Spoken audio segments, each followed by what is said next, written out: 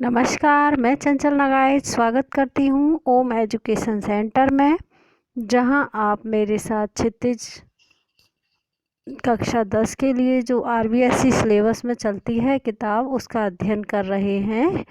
तो उससे पहले हम शुरू करें उससे पहले आप चैनल को सब्सक्राइब करिए, बेल आइकन को प्रेस करिए, जिससे आपको सारे नोटिफिकेशन सबसे पहले मिलते रहें।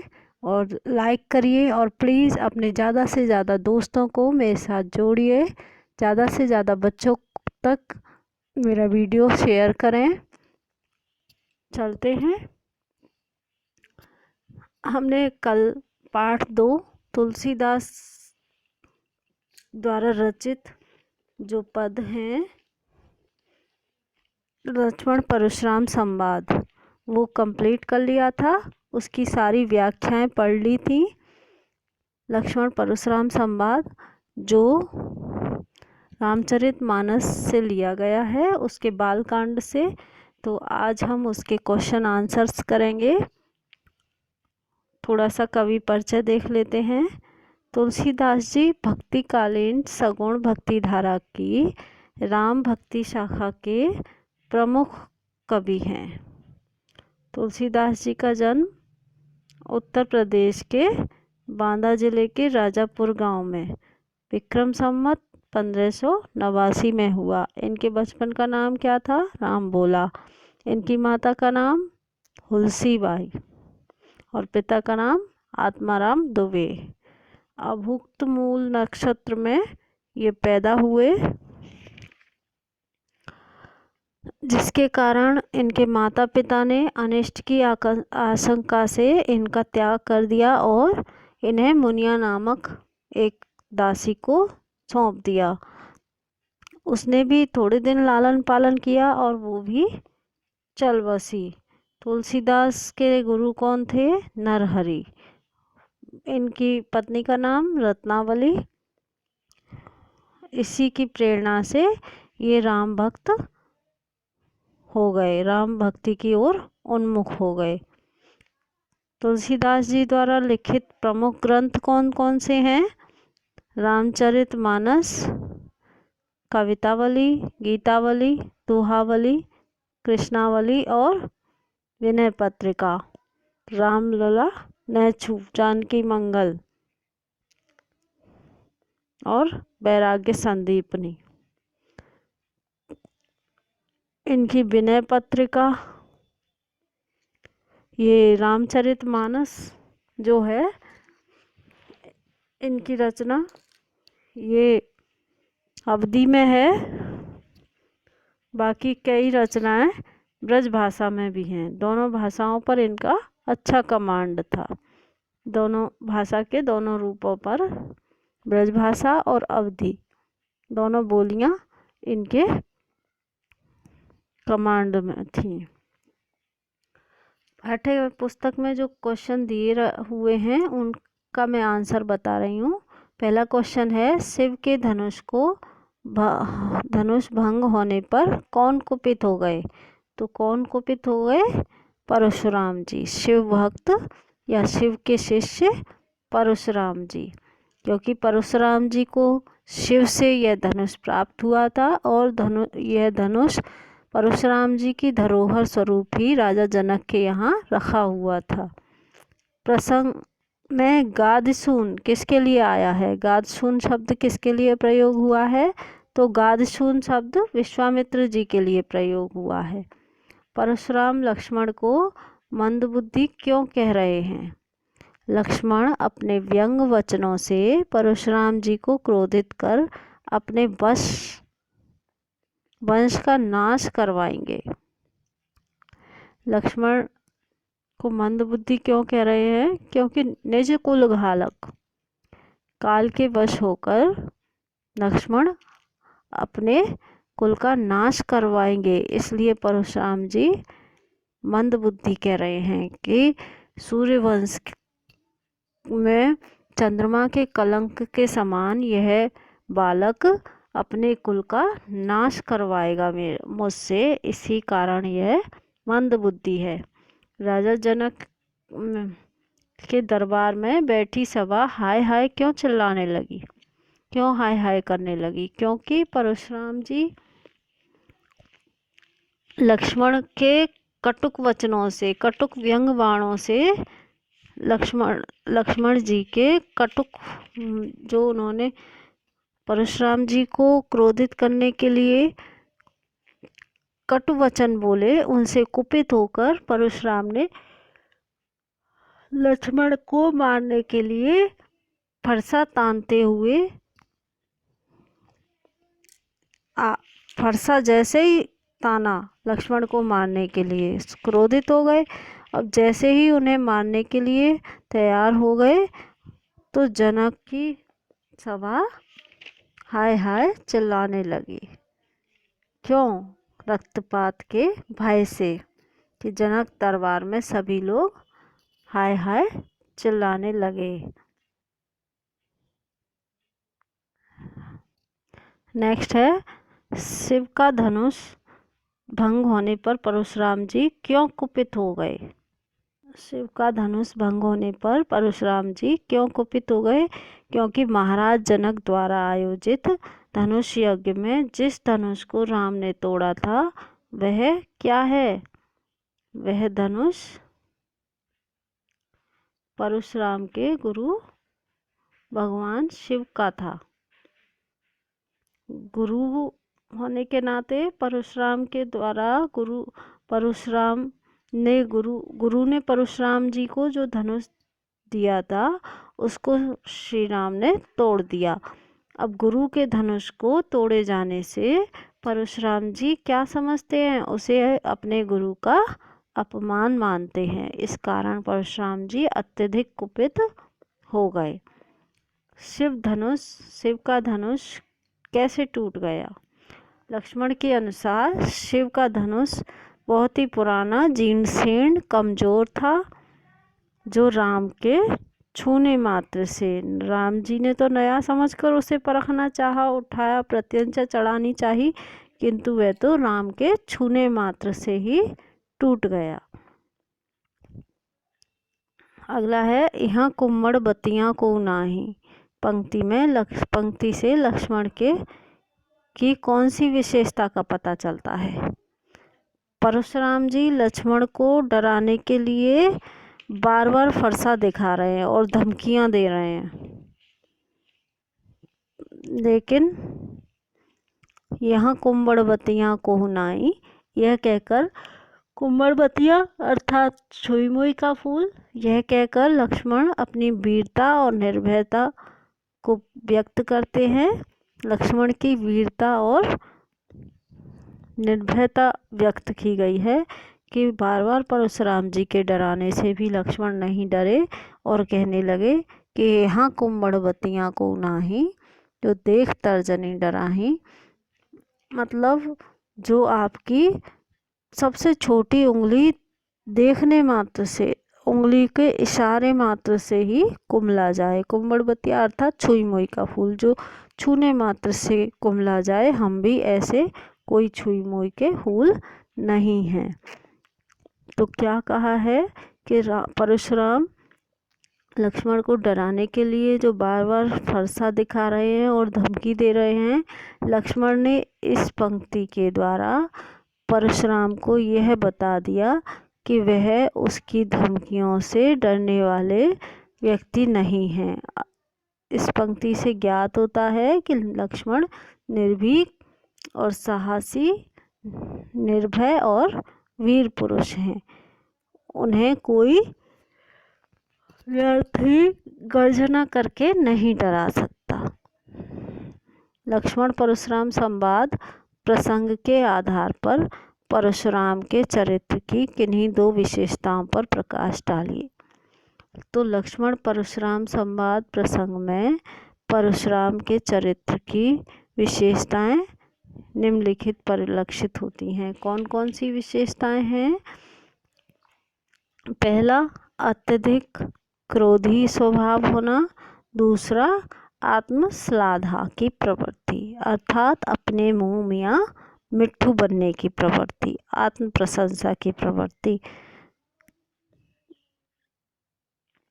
वह इसके अनुसार जो पंक्तियाँ आपके पाठ्यक्रम में दी गई हैं उसके अनुसार परशुराम जी के ये दो लक्षण प्रकट होते हैं कि एक तो वो बहुत क्रोधी स्वभाव के हैं और अपनी प्रशंसा करने वाले हैं, अपने मुँह मियाँ मिट्टू बनने वाले हैं। वह कहते हैं कि वह अकरुण यानी कि निर्दयी और क्रोधी हैं।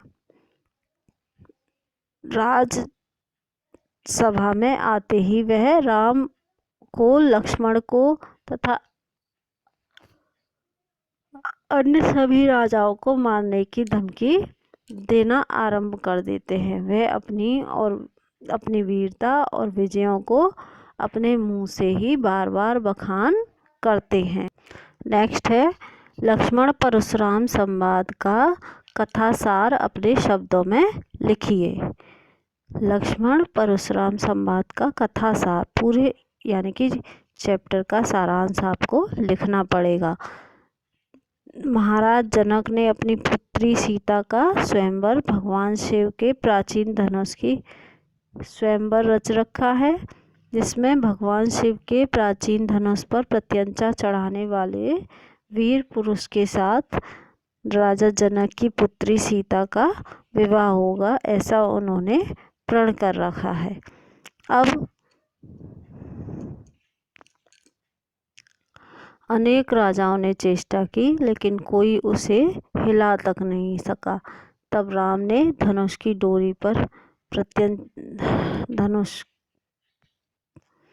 प्रत्यंचा चढ़ाने का कार्य किया, जिससे धनुष बीच से दो टुकड़े में बट गया, टूट गया। इसकी सूचना पाकर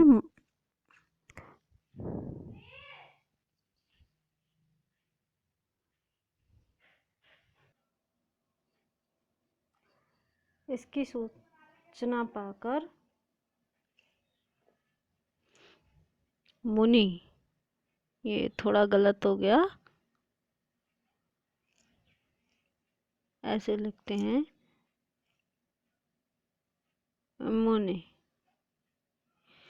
मुनि परशुराम उस सभा में आ पहुँचे और वे अपने गुरु भगवान शिव के धनुष को तोड़ने वाले पर बहुत क्रोधित हुए।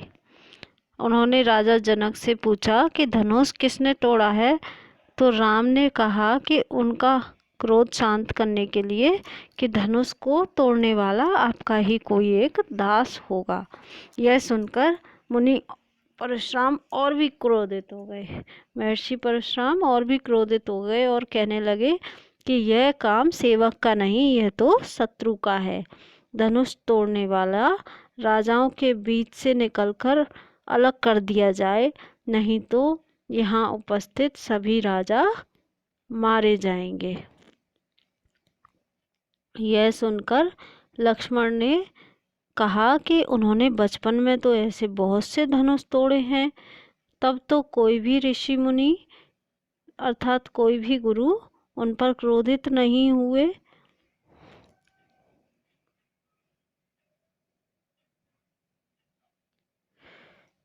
इस धनुष पर आपका इतना स्नेह क्यों है? वह कहते हैं कि धनुष तो सभी बराबर होते हैं, इस पर आपका इतना स्नेह क्यों है? यह धनुष तो राम के छूने मात्र से ही टूट गया, इसमें उनका कोई दोष नहीं है। यह सुनते ही परशुराम जी ने लक्ष्मण को कठोर वचन कहे और अपने को क्षत्रियों का शत्रु बताते हुए अपनी वीरता का बखान करने लगे कि मैं क्षत्रिय कुलद्रोही हूँ। मैंने कई बार पृथ्वी को क्षत्रिय विहीन कर और मही कुमार यानी कि वो ब्राह्मणों को कई बार दान दे दी है। लक्ष्मण ने कहा कि आप तो फूंक से पहाड़ उड़ाना चाहते हैं, हम भी कोई छुई मुई का पौधा नहीं है जो आपकी तर्जनी उंगली देखकर ही डर जाएंगे। यह सुनते ही परशुराम जी ने अपना फरसा हाथ में लेकर लक्ष्मण जी को मारना चाहा, लेकिन विश्वामित्र जी ने उन्हें शांत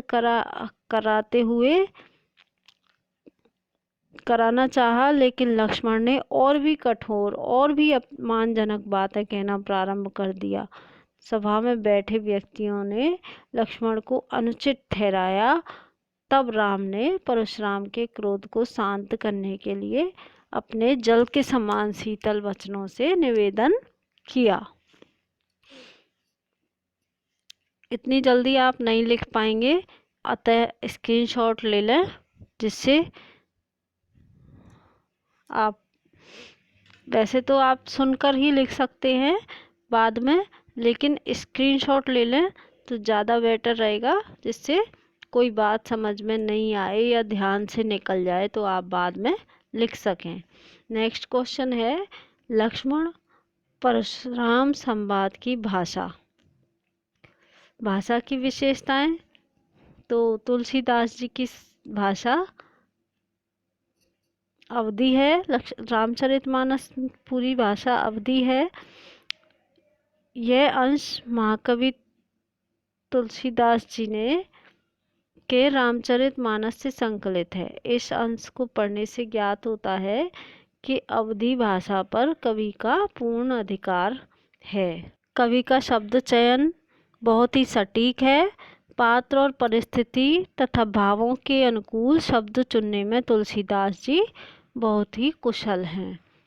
तुलसीदास जी ने विशुद्ध साहित्यिक अवधी भाषा प्रयुक्त की है। इसमें तत्सम, तद्भव और आंचलिक सभी प्रकार के शब्दों को सफलतापूर्वक प्रयोग किया गया है। इसमें अब अर्भक, अरि, रिपु, धनुष, क्षत्रिय, कुल, मृदु आदि शब्द तो क्या है, तत्सम है। और कोहि, परस, लखन, रोष, विश्व, अपकीर्त ये क्या है, तद्भव शब्द हैं। इसी प्रकार कुंभड़वतिया जैसे आंचलिक शब्द भी प्रयोग में लिए गए हैं। श्रुति माधुर्य का भी समावेश तुलसीदास जी ने किया है। उनकी रचना दोहा, चौपाई छंदों में हुई है, जो ललित और सुगेय तथा लोकप्रिय है। अवधी भाषा के कोमल रूप का उपयोग तुलसीदास जी ने किया है। बोलचाल के शब्दों और लोकोक्तियों को यथावसर प्रयोग किया है। यह प्रसंग संवाद शैली में रचित है और भाषा कसी हुई और पात्रों के चरित्र पर प्रकाश डालने वाली है। अनुप्रास, पुनरुक्तिप्रास, व्यंग्योक्ति, उत्प्रेक्षा आदि अलंकारों का बड़ी सहजता से प्रयोग हुआ है। नेक्स्ट क्वेश्चन है, लक्ष्मण ने परशुराम के बड़बोलेपन को लक्ष्य बनाकर क्या क्या व्यंग किए, संकलित अंश के आधार पर लिखिए। तो परशुराम जी अपने पराक्रम के अहंकार में लक्ष्मण को केवल एक वाचाल क्षत्रिय बालक मात्र मानकर उनको अपनी वीरता, गुरु भक्ति, आतंक आदि बातों से डराना चाहते हैं। लक्ष्मण राम के द्वारा धनुष तोड़े जाने का बचाव करते हुए कहते हैं कि यह धनुष तो छूने मात्र से ही टूट गया, इसमें राम का कोई दोष नहीं है। यह सुनते ही परशुराम जी क्रोध करते हुए अपने पराक्रम का बखान करने लगे और लक्ष्मण को बालक समझकर नहीं मार रहे। कहते हैं कि अब तक मैंने इसको बालक समझकर ही नहीं मारा। लक्ष्मण ने व्यंग किया कि हे मुनि, आप सचमुच बहुत बड़े योद्धा हैं। आप मुझे फरसा दिखाकर डराना चाह रहे हैं, लेकिन हम भी कोई छुई मुई का पौधा नहीं जो मुरझा जाए। हम भी आपसे हारे। यदि मैं भी इसलिए युद्ध करना नहीं चाहता कि यदि हम आपसे हारें तो अपयश होगा। अगर मैं आपको ब्राह्मण समझकर आपसे हार जाऊं तो इससे मेरी अपकीर्ति फैलेगी, और यदि मैं आपसे युद्ध करूं तो आप ब्राह्मण हैं तो मुझे दोष लगेगा, पाप लगेगा। परशुराम जी ने कहा कि विश्वामित्र जी का लिहाज करके मैंने लक्ष्मण को मारे बिना छोड़ रखा है। लक्ष्मण ने व्यंग किया कि हे मुनि, आप कितने शीलवान हैं, इसे तो सारा संसार जानता है, सारा संसार विदित है इससे कि आपने माता पिता का ऋण कितने अच्छे ढंग से चुकाया, और गुरु ऋण रह गया है वह आप मेरे माथे मरना चाहते हैं, मेरे माथे मर रहे हैं। जल्दी से कोई हिसाब किताब करने वाला बुलाइए। परशुराम जी ने कहा कि वे विश्वामित्र जी का लिहाज करके लक्ष्मण को मारे बिना छोड़ रहे हैं। लक्ष्मण ने व्यंग किया कि हे मुनि, आप कितने शीलवान हैं, इसे तो सारा संसार जानता है। आपने माता पिता का ऋण कितने अच्छे ढंग से चुकाया, और अब गुरु का ऋण रह गया है, उसे आप मेरे माथे मरना चाहते हैं। जल्दी से कोई हिसाब किताब करने वाला बुलाइए, जिससे मैं तुरंत थैली खोलकर आपका ऋण चुका दूंगा। अब आगे है निम्नलिखित पंक्तियों की सप्रसंग व्याख्या। तो सेवक सोजो करे सेवकाई, न तो मारे जहीं सब राजा। व्याख्या मैंने आपको पहले करा दी थी, आप अपने आप कर सकते हैं, फिर भी एक बार समरी के तौर पर मैं आपको बता देती हूँ कि संदर्भ और प्रसंग कैसे लिखते हैं। प्रस्तुत पद्यावतरण हमारी पाठ्य पुस्तक हिंदी के क्षितिज से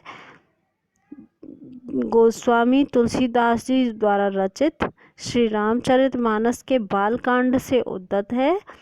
इस अंश में परशुराम जी, अगर आप प्रसंग और संदर्भ अलग अलग लिखना चाहें तो जहाँ तक ये उद्धत है यहाँ तक तो क्या होगा, संदर्भ, वो संदर्भ, और इसके आगे हेडिंग डालेंगे प्रसंग।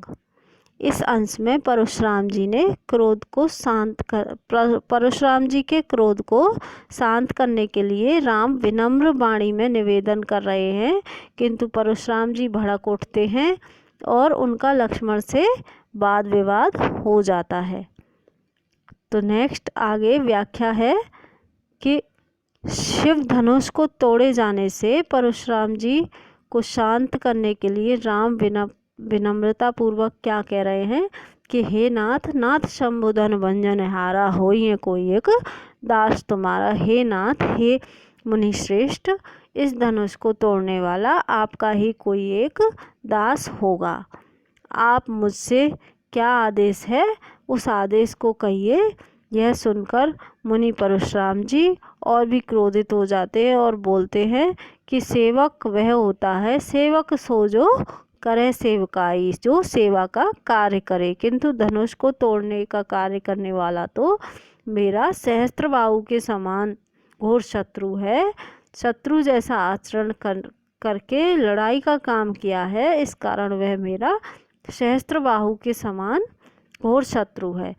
वह व्यक्ति इन राजाओं के समाज से अलग होकर सामने आ जाए, नहीं तो सारे राजा मेरे हाथों मारे जाएंगे। परशुराम जी के क्रोध से युक्त वचन को सुनकर लक्ष्मण जी मुस्कुराते हैं और परशुराम जी का अपमान करते हुए कहते हैं कि हमने बचपन में तो ऐसे बहुत से धनुष तोड़ दिए, हमने बचपन में ऐसे बहुत से धनुष तोड़ दिए, तब तो आपने किसी प्रकार का कोई क्रोध नहीं किया। आपकी इस धनुष पर विशेष ममता किस कारण है। लक्ष्मण के व्यंग रूपी वचनों को सुनकर परशुराम जी ने कहा कि अरे राजपुत्र, हे राजकुमार, तू तो काल के वशीभूत होकर मुझसे ऐसा कह रहा है, तभी तुझे बोलते समय ध्यान नहीं। सारे संसार में प्रसिद्ध यह शिव का धनुष अन्य धनुषों के समान नहीं है। इस पद्यावतरण में व्यंग्यात्मक शैली और साहित्यिक अवधि भाषा का प्रयोग किया गया है। रौद्र रस, शांत रस दोनों की संयुक्त योजना है। अनुप्रास, उत्प्रेक्षा और ये अनुप्रास, उत्प्रेक्षा और उपमा अलंकारों का, आक्षेप अलंकारों का प्रयोग किया गया है। दोहा, चौपाई छंद का प्रयोग है। उचित यति गति और गेय पद शैली है। तो आज ये चैप्टर कंप्लीट हो गया। अगले वीडियो में हम नेक्स्ट चैप्टर स्टार्ट करेंगे। तो आज के लिए इतना ही। मैं आपसे विदा लेती हूँ। उससे पहले एक बार फिर कह रही हूँ कि चैनल को सब्सक्राइब करिए और प्लीज़ अपने दोस्तों के साथ अधिक से अधिक शेयर करिए, जिससे सभी बच्चों को इसका लाभ मिल सके। खुश रहिए, घर पे रहिए और स्वस्थ रहिए। जय हिंद।